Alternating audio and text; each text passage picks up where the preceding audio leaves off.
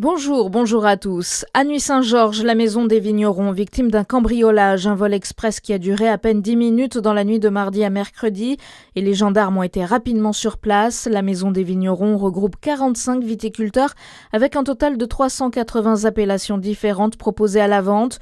Aujourd'hui, l'heure est à l'inventaire pour déterminer exactement combien de bouteilles ont été volées. La Nouvelle-Aquitaine, durement frappée par les incendies, 2 feux très virulents sont toujours en cours sur le nord du bassin d'Arcachon et les Landes. 15 000 personnes évacuées à Biscarrosse, 20 000 autour de Lèche-Cap-Ferré. Et les pompiers sont fortement sollicités depuis le début de l'été et les soldats du feu sont épuisés, selon Éric Brocardi, porte-parole de la Fédération nationale des sapeurs-pompiers. Tout le monde est épuisé. On est sur un niveau aujourd'hui de sollicitation opérationnelle qui est extrêmement intense. Les sapeurs-pompiers de Gironde ne sont pas à leur premier feu depuis le début de la saison. Ils en ont eu bon nombre déjà à régler.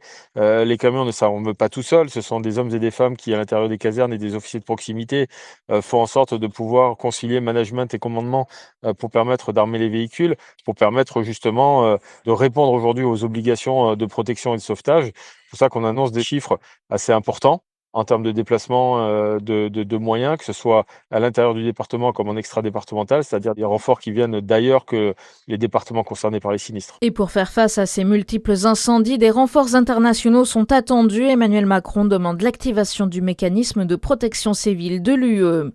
Une interdiction de consommation d'alcool sur la voie publique à Châlons. La préfecture de Saône-et-Loire interdit la consommation d'alcool sur la voie publique à Chalon-sur-Saône à partir d'aujourd'hui jusqu'à lundi pour assurer la sécurité de l'événement Châlons dans la rue. Mais l'arrêté n'entre en application que les soirs de 19h jusqu'à 4h du matin avec quelques exceptions. À Besançon, l'association sportive d'éducation populaire a présenté sa programmation pour la saison prochaine.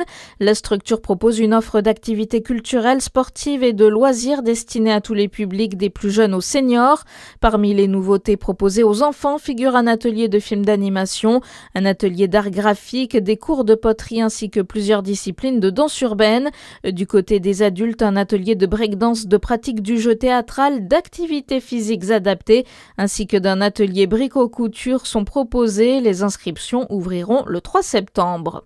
Le sculpteur François Pompon mis à l'honneur cet été au château de Frontenay. 40 œuvres de l'artiste connu pour ses sculptures animalières aux courbes lisses et simplifiées sont exposées dans les caves de ce château du Jura. L'exposition réunit des ours mais aussi des canards, poules, coqs, oies ou autres animaux. L'exposition se veut accessible à tous et particulièrement aux plus jeunes. Et puis les coureurs du Tour de France s'attaquent à l'Alpe d'Huez. Une double ascension aujourd'hui et demain, mais par 2 versants différents. Hier, c'est l'équatorien Richard Carapaz qui s'est imposé en solitaire à Orsières-Merlette.